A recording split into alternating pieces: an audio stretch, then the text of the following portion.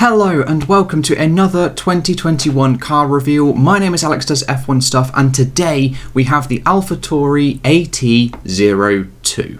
Now it is currently coming up to 9 o'clock and I have a lecture at 10, so I've got to make this video very quickly, so we will jump straight on in to the Alpha Tauri launch at 8 AM this morning on the 19th of February 2021, and it is the AT02. We will jump straight ahead on into the launch photos, and they've actually slightly changed up the colour scheme of their car. It's definitely a more sort of deeper blue rather than a black, and they've also changed the positioning of the livery. We will get on into some side-by-side comparisons of 2020 versus 2021 a bit later on. So here is an image of the front view of their car, and then moving on to a side profile, we can see that rather than being like a horizontal or a vertical split, it's now more of a horizontal split between the white and now the deep blue rather than the black. Honestly, I think I sort of prefer this over what they had last year. Now, lots of people on Twitter have been saying that this is going to look a little bit better on track rather than in the pictures and in the renders that they've shown, and I do kind of agree with them. It looks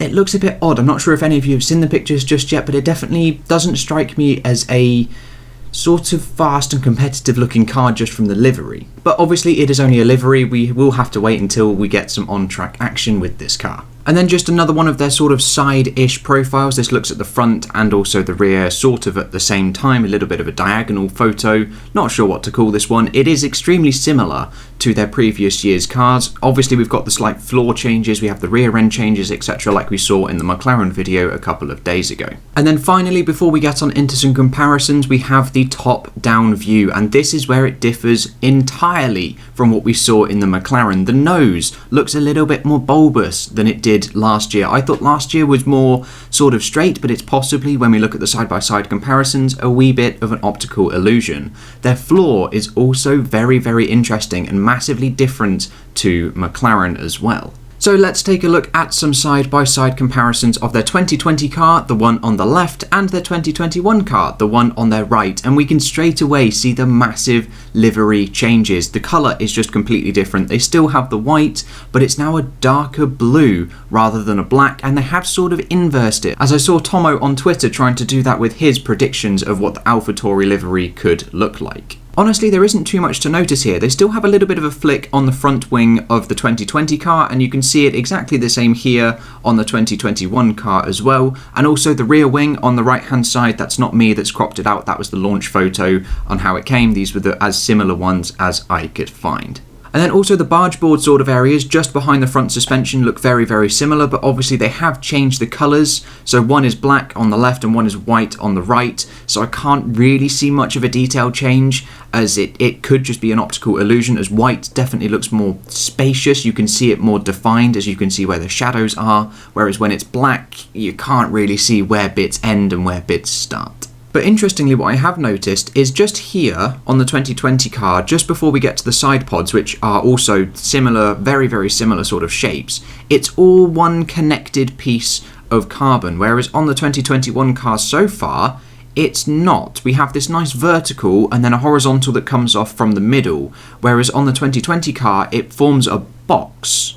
Not sure if that's going to be any different, I'm not 100% sure. I also forgot to start this video by saying I'm not an aerodynamicist, I'm just a data guy more than anything, so I don't know all of the technical terms for the vertical bits and the bits in front of the side pods and the barge boards and things like that. Not 100% sure on all of that, I just like playing spot the difference between these two cars. But moving on to the rear of the cars, and once again we have 2020 on the left and 2021 on the right. Once again there isn't too big of a detail change that we can see here.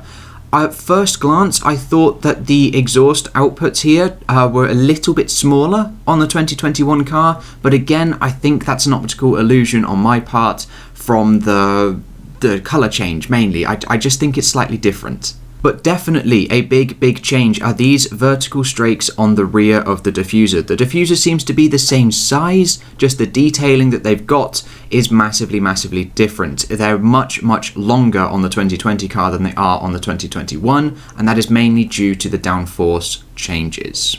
Now again, a difference that I can see in this photo is on the rear cake tins. On the inside of the rear wheels, we can see not a great deal of detail on the 2020 car. Again, this can be down to lighting and shadows, etc. But we can see a lot more detail on the 2021 car on the rear brake ducts and the rear cake tins. The rear wing setups are also ever so slightly different, but they do sort of change from race to race, so we can't really compare them just yet. And then finally, in the side-by-side comparisons, we have the top-down view. 2020 on the top and 2021 on the bottom. I've tried my best to get them the same size. Now, the first thing I'm going to highlight is a massive difference in the floor, especially compared to the McLaren 2021 car that we have just seen in my previous video.